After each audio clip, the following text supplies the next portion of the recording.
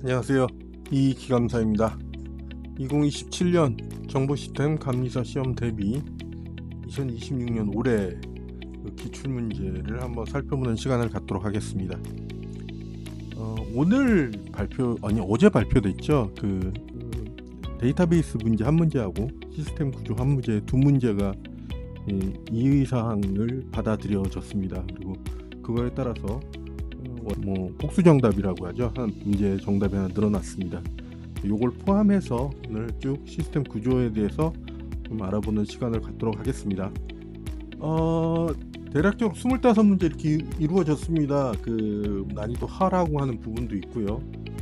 난이도 상인 부분도 있고 이렇게 해서 구성이 되어 있는데 그렇게 어려운 문제들이 없었고, 제가 개인적으로 생각했을 때는 기존의 기출문제를 충분히 풀으셨으면 이거 문제 거의 대부분이 한 18개 이상, 거의 20개 이상 맞으신 분도 있을 거고요. 합격자분들 중에서는 그럴 정도의 아주 중정도, 어렵지 않은 난이도였다라고 말씀드립니다. 그럼 한 문제씩 풀어보는 시간을 갖도록 하겠습니다. 보시다시피 좀 재밌게 펭수 캐릭터를 통해서 25문제 시스템 구조에 대해서 좀 재밌는 방식으로 문제를 빠르게 풀어볼 거고요. 그리고 이 문제 풀이에서 전반적으로 자세한 풀이보다는 대략적인 난이도가 이렇고 문제를 좀 이런 식으로 생각했으면 좋겠다 위주로 좀 보셨으면 감사하겠습니다. 시작하겠습니다. 펭수와 함께하는 시스템 구조 기출 마스터 @햄. 어쨌든 제가 관련돼서 문제를 좀 풀어보겠고요. 첫 번째 문제입니다. 제복 설계에서 데이터 손실 허용 범위를 시간 단위로 정하는 목표 지표로 가장 적절한 것은, 이거는 밑에 있는 그림 하나 외우시라고 계속 말씀드립니다. 제가 실제 장애가 발생했는데 장애를 얼마나 빨리 복구할까라는 게 RTO고, 얼마나 많은 시간을 내용을 백업을 받아 놓을까라는 그거를 정하는 게 RPO죠. 그래서 이게 RPO에 관련된 내용이죠. 손실 허용 범위에서 어려운 문제 아니었고요. 두 번째, 이 문제 같은 경우에는 행정 및 공공기관 정보자원 통합 기준이라기도 하고요. 아니면 제가 예전에 블로그에서 말씀드린 내용 중에서 이런 내용이 있습니다. 참고만 하시면은 행정기관 및 공공기관 정보시스템 안정성 고시 관련된 내용 중에서 쭉 보시면은 중간에 이렇게 등급이 나와 있습니다. A1, A2 이런 거에 대해서는 1등급 장애다, A3는 2등급 장애다, A4는 3등급 장애다, 이런 내용이 나와 있어서 그 내용을 아셨으면 어렵지 않게 문제를 풀으셨을 텐데, 또 이게 처음 보는 거는 좀 어려울 수 있죠. 그리고 이게 인프라에 관한 정보와 법령 관련된 문제도 아닐까 또 생각을 합니다. 다음 문제는 좀 빨리 풀어야 되니까, 레이드에 관련된 문제인데 데이터를 스트라이핑하여 저장을 한다는 거하고 별도의 디스크 패러티의 정보를 집중으로 저장한다는 방식 때문에 여기서 답을 고를 수 있는 거는 4번밖에 없죠. 레이드 같은 경우에는 이 분산 패리티라고 해서 하는 게 레이드 5고 레이드 6까지는 분산에다가 또 듀얼 패리티까지 하는 거니까 이건 하나에 집중적으로 저장한다는 방식이니까 레이드 4였고요. 79번 같은 경우에는 하드 베코 시스템에서 관련돼서 클러스터 자원을 관리하고 작업 스케줄링을 담당하는 프레임워크로 적절한 것은, 내용 보시면 얀에 관련된, 여기면 야른이라고 하죠. 야른. 리소스라는 단어 때문에 이런 문제를 푸셨어야 되고요. 80번에 8비트 컴퓨터에서 이 보수 방식으로 스핀수로 전환하면 얼마가 되느냐라는 문제인데, 이것도 여기 보시면 앞에가 1이잖아요. 1이면은 마이너스라는 걸 당연히 아셔야 되고요. 그리고 이거에 대해서 전부 비트를 0은 1은 0으로 싹 바꿔버린 다음에 뒤집기를 한 다음에 이거를 갖다가 다시 10진수로 계산하면은, 그리고 2를 더해야겠죠. 이 보수니까 이렇게 더하면은 나온 수가 4다. 그래서 마이너스 4라는 거 어렵지도 않은 문제였습니다. 그 다음에 이 문제는 좀 어려울 수 있었습니다. 왜냐면 그레이 코드에 대한 의미를 잘 모르고 그레이 코드 방식으로 한 비트를 바꿔서 숫자를 표현하는 방식이다 라고 정도 이해하시면 될 것 같습니다. 그 다음 82번 같은 경우에는 부동소 수점, 이거 작년 시험에 이 부동소점 덧셈에 대해 나왔죠. 그래서 내가 이 부동소점의 곱셈에 대해서 그 문제풀이에서 문제를 내놨어요. 그 관련돼서 자세한 풀이를 만들어줬거든요. 문제풀이 과정에서 그때 또 그걸 충분히 공부를 하셨으면 충분히 쉽게 푸신 문제 중에 아니었나라고 생각하시면 됩니다. 그리고 가수는 가수대로 나누고 지수는 지수대로 빼야지 나눗셈 연산이 이루어진다. 그래서 덧셈이 아니라는 게 답이고요.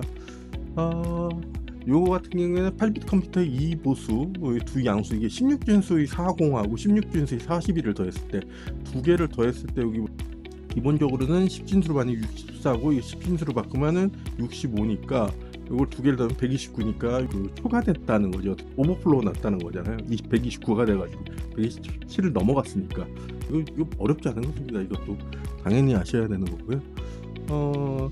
그 다음에 84번의 간략화, 눌리시기 간략화는 여기 보시면은 이것도 제가 문제풀이도 얘기했고 파워스터디에서 충분히 얘기한 문제입니다. 어려운 문제는 아닌데 중간에 여기 보시면 분배 법칙, 요 빨간색 부분을 사용하고 흡수 법칙, 처음에 흡수 법칙을 사용한 거죠. 그러니까 A에 따라서 이거에 상관없이 변한다는 거에서 이게 A가 나오는 거고, 그 다음에 A 플러스 A 다시 B는 여기 보시면 A 분배가 된다는 것 때문에 이렇게 분배가 돼서 이런 식으로 쓰일 수 있는데 A 플러스 A는 이게 없어지는 거니까 남은 게 A 플러스 B다. 어렵지 않은 문제인데 논리식에 대한 충분히 공부를 하셔야 됩니다. 그 다음 시험을 위해서. 또 하나가 혹시 내년 시험을 위해서는 드모르간 법칙도 꼭 아시라고, 관련돼서 꼭 보십시오. 그리고 메인 메모리를 주로 사용한 D램이 S램에 비해 가지는 물리적 특징으로 가장 적절한 거는 커패시티가 있다는 거죠. 그래서 여기 전화를 충전할 때, 방전할 때에서 0, 충전할 때는 뭐 1, 방전할 때 0 이렇게 표현이 된다고 합니다. 중간중간에 재충전해서 이 0하고 2를 기억할 필요가 있다라는 식으로 해가지고 그 커패시티가 필요하다라는 게 D램이고요. 이거에 반대되는 게 플립플롭이 있다는 것도 꼭 아실 필요가 있습니다. S램에. 그리고 86번 같은 경우에 메모리 계층 구조를 나타내는 근원적인 이유 보시면은, 뭐 여기 보시면 당연히 최적의 가성비를 얻기 위해서 이렇게 이 위로 갈수록 이 레지스터나 캐시로 갈수록 소형화되고 빠르고, 근데 저장 공간이 작죠. 그리고 밑으로 내려갈수록 저장 공간이 커지고 가격이 싸지고, 그런 식으로 하니까 그 내용에 대한 의미니까 어렵지 않은 문제였고요. 87번 같은 경우에는 그 라운드 로빈의 타이머가 무한대가 된다면, 라운드 로빈의 그 타임 커텀이라는 것들이 할당량이 정해져 있잖아요. 할당량 자체가 무한대가 된다면 뭐 당연히 이거는 포스트 컴, 포스트 서브도 이게 FC, FS가 되는 거죠. 그리고 88번은 단위 그냥 암다리 법칙을 외우고 그냥 숫자를 대입하는 겁니다. 그래서 최다 향상 속도는 요 식에다가 실제로 병렬화가는 비용이 0.85고 P가 0.85고 N 같은 게 코스가 8이니까 요거 넣어서 계산하면 3.9다. 뭐 어려운 문제는 아니었습니다. 89번 문제 같은 경우에는 페이지 크기, 페이지 테이블 크기에 대한 문제인데, 가상주소의 4기가의 페이지 크기를 4kB로 나누면 총 2의 20승계의 페이지가 나온다는 건데, 이 20승계가 대략 100만 개라는 거죠. 100만 개. 그래서 100만에다가 기본적으로 곱하기 4바이트를 곱하면은 4 곱하기 100만이니까 4메가바이트가 된다. 이런 식으로 문제를 풀으셔야 된다는 문제입니다. 뭐 어렵지는 않은데 이런 거에 좀 낯설은 수가 있으니까. 그리고 90번 같은 경우에는 보시면 에이전트가 행동과 경험, 그래서 얻은 피드백으로 보상을 취상한, 보상이란 단어가 나오면 당연히 강화학습이라고 된다는 거 당연히 아셔야 됩니다. 어려운 문제 아니고요. 가끔이라도 이거 기출문제였습니다. 그리고 91번 같은 경우에는 여기 보시면 무선의 랜 환경에서 충돌 회피, 그러니까 콜리전 어보이던스죠. 그 문제 중에 하나였고요.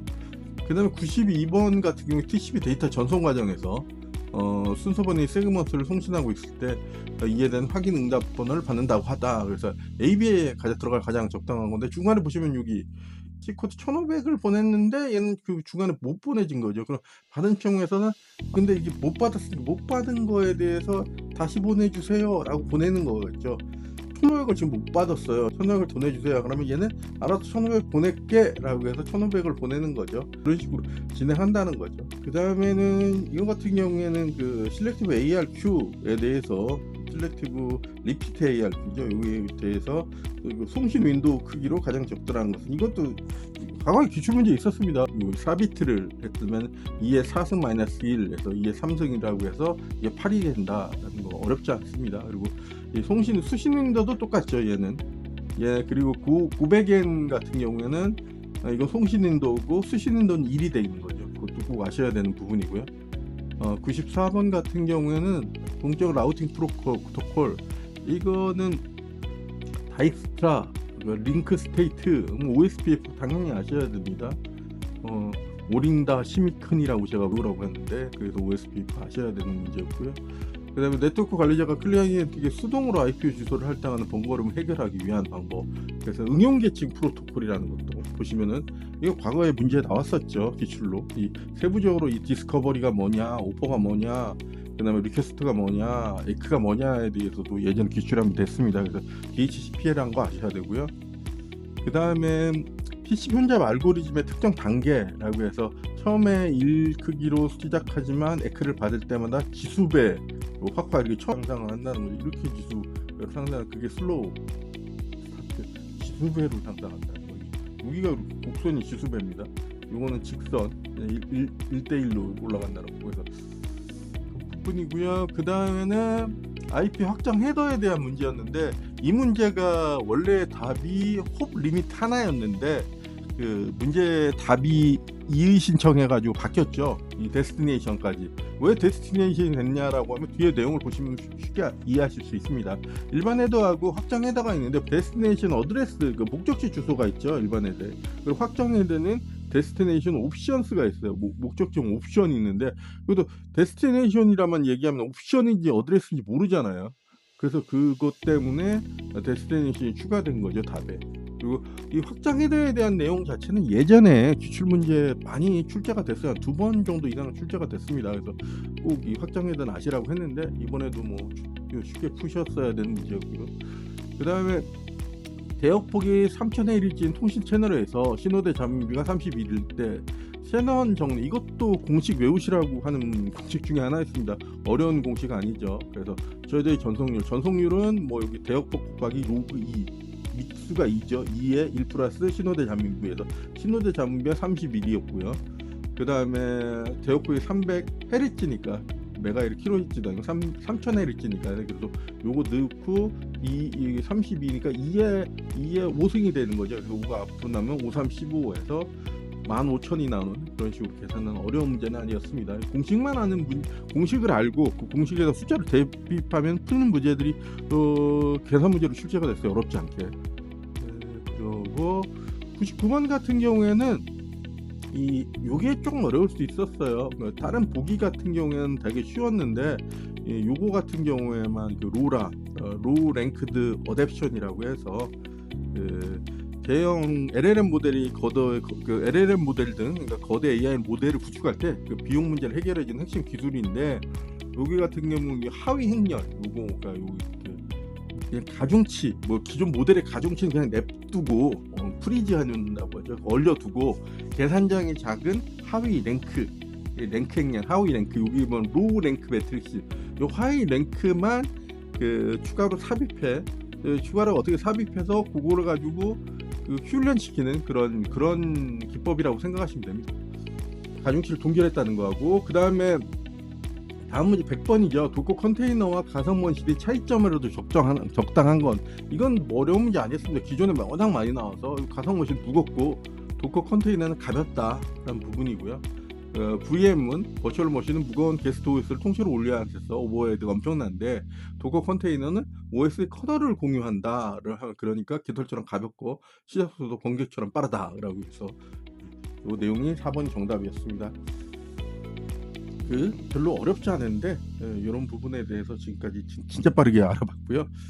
세부적으로 자세한 풀이 같은 경우에는 뭐 제가 강의하고 있는 인프로브 강의 같은 데 오시면은 좀 더 세부적인 강의 자료와 풀이를 좀 더 받아보실 수 있고요. 워낙 기출 문제들이 많이 출제가 돼가지고 기존 기출 문제를 가지고 공부를 하시면은 20개 넘게 맞을 수 있는데 좀 한 걸음 더 빨리 다가갈 수 있다라는 걸 말씀드리고요. 뭐 짧으나마 지금까지 문제풀이를 해봤습니다. 수고하셨습니다.